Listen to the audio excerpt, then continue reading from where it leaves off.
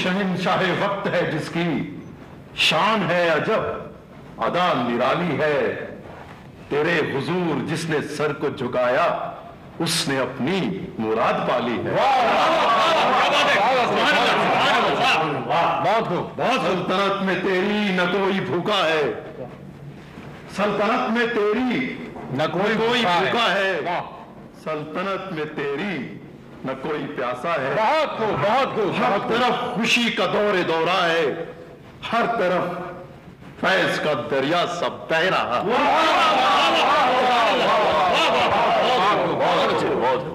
आज से हम तुम्हें शायर सल्तनत का खिताब देते हैं।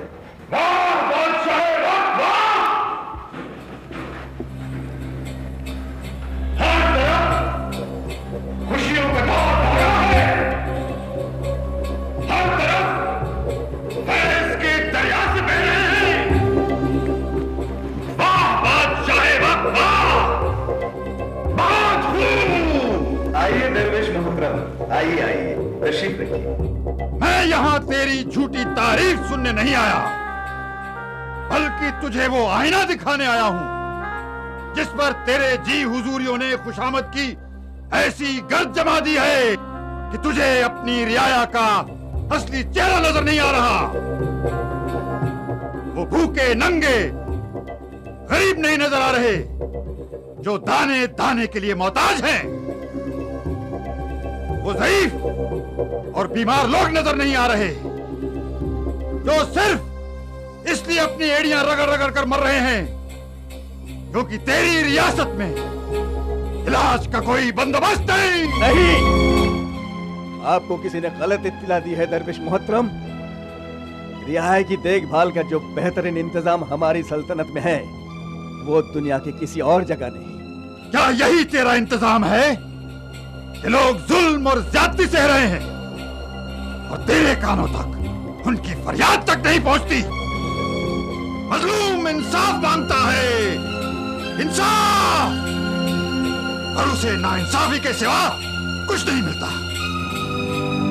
धूप और बारिश से बचने के लिए छत चाहता है, लेकिन उसे खुले आसमान के नीचे जीना पड़ता है। क्या यही है तेरा इंसाफ? हरगिज नहीं। हमारी रियायत तो बहुत खुशहाल है, जिसका सबूत ये तस्वीरें हैं।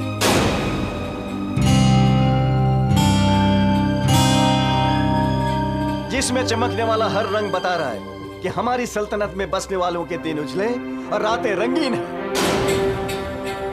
हमने लोगों की भलाई के लिए वजीरों की एक जमात मुकर्रर की और हर वजीर अपने महकमे के जरिए भूख, तकलीफ, दुख और बीमारी को दूर करके रियाया को खुशहाल और बेफिक्र जिंदगी देता है। और अगर आपको फिर भी यकीन नहीं आए तो पूछ लीजिए हमारे वजीरों से।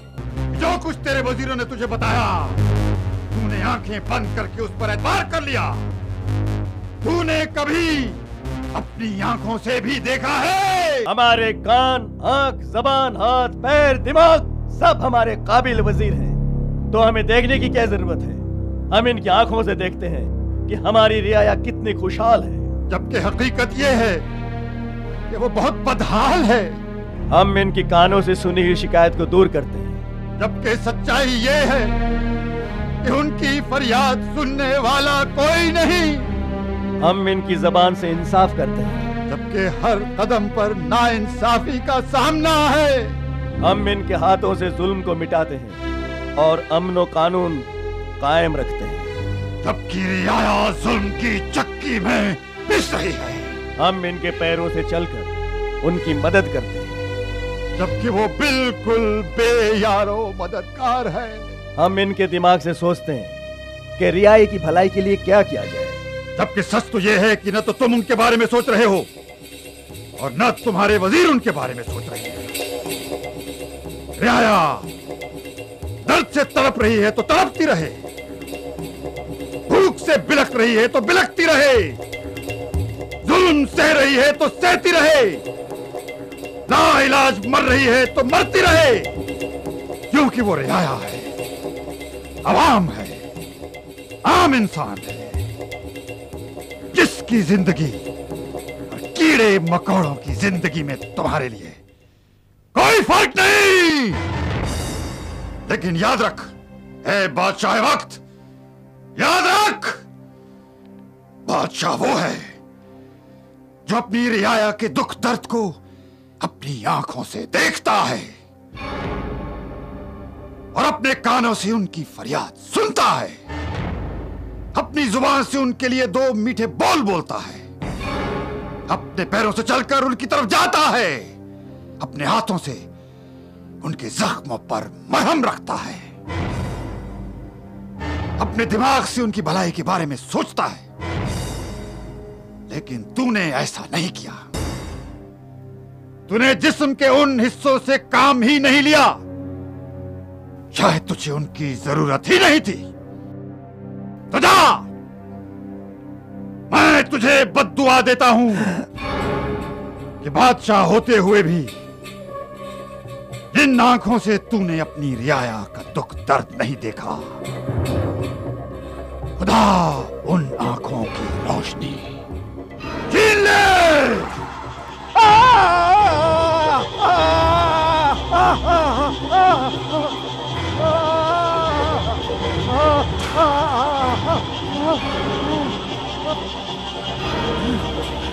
मेरी आंखों को क्या हो गया? मुझे कुछ नहीं नजर आ रहा है, मुझे कुछ नहीं नजर आ रहा है। जिन कानों से तूने उनकी फरियाद नहीं सुनी, खुदा उन कानों से सुनने की ताकत छीन ले। ये क्या? ये क्या?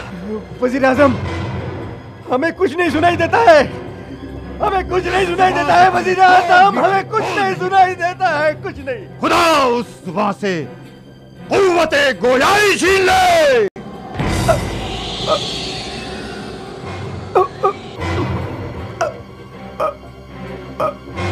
जिन हाथों से तूने मजलूमों की कभी मदद नहीं की, खुदा उन हाथों को हमेशा के लिए निकाल कर दे।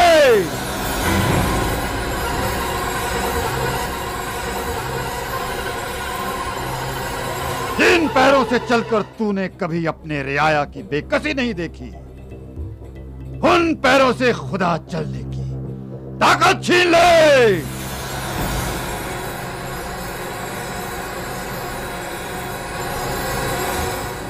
जिस दिमाग से तूने उनकी भलाई के बारे में नहीं सोचा, खुदा उस दिमाग से सोचने और समझने की सलाहियत छीन ले।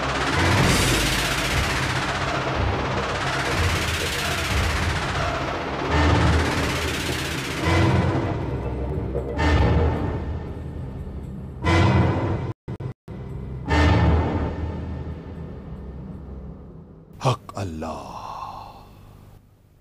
नहीं, अब्बा हुजूर, अब्बा हुजूर उठिए, आपको क्या हो गया? अब्बा हुजूर उठिए, उठिए अब्बा हुजूर। ये आपने क्या कर दिया दरवेश बाबा? ये आपने क्या किया? वही जो इस खुशामद पसंद बादशाह के साथ करना चाहिए था। अब ये जिंदा जरूर रहेगा, लेकिन मौत से बदतर होगी इसकी जिंदगी। और आने वाले तमाम बादशाह इससे इबरत हासिल करेंगे। नहीं, नहीं दरवेश बाबा, आप अब्बा हुजूर को इस हाल में छोड़ के नहीं जा सकते,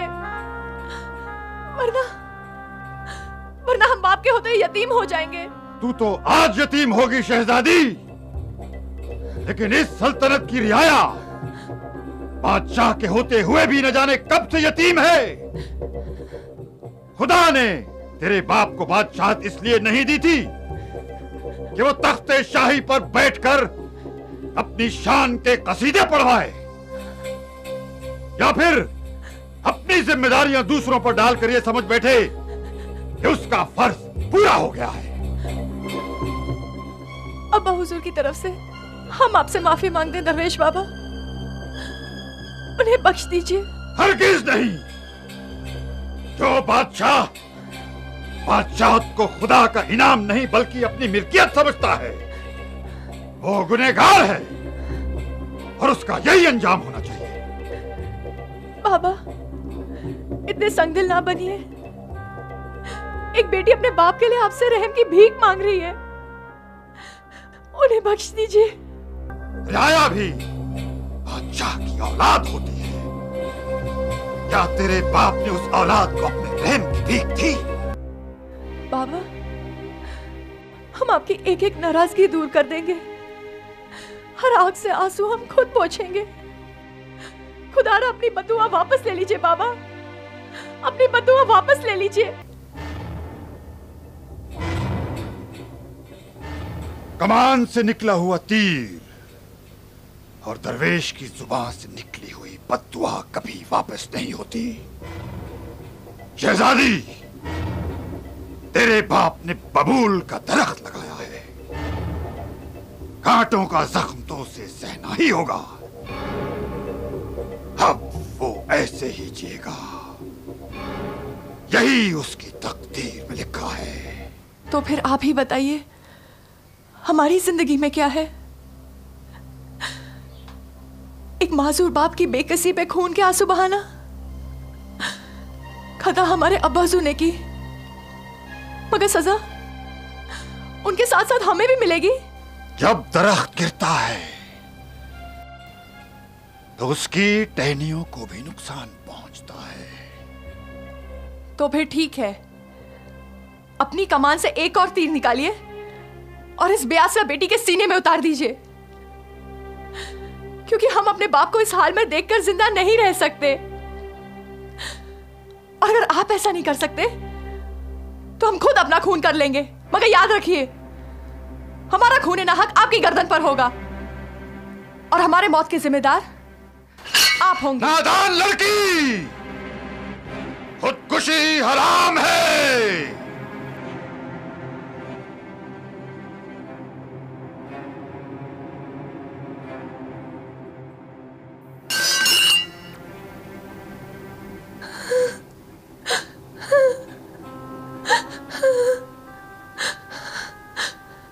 तो फिर हम क्या करें बाबा? हम अपने बाप को तिल तिल करके मरता हुआ नहीं देख सकते, नहीं देख सकते। बेटी, तुम्हारे इन आंसुओं ने इस दरवेश के जलाल को इस कदर ठंडा कर दिया है कि हमें अपनी दी हुई बद्दुआ पर अफसोस हो रहा है, अफसोस हो रहा है बेटी। लेकिन हम मजबूर हैं, हमारे हाथ में कुछ भी नहीं बेटे, हमारे हाथ में कुछ भी नहीं, हम मजबूर हैं। नहीं बाबा, ऐसा मत कहिए। इस मुश्किल का कोई तो हल होगा, कोई तो रास्ता होगा जिससे आपकी बद्दुआ वापस हो जाए।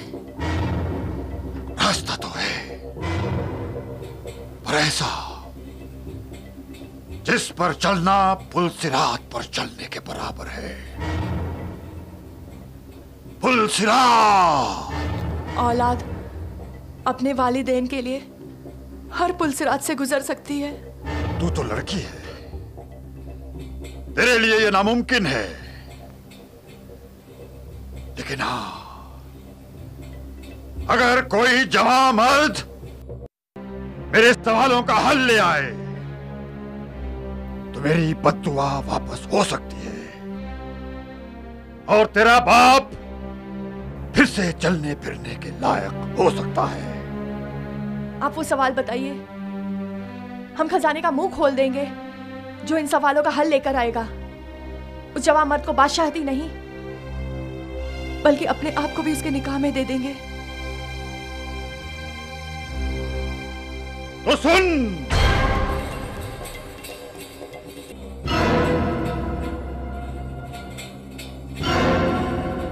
पहला सवाल,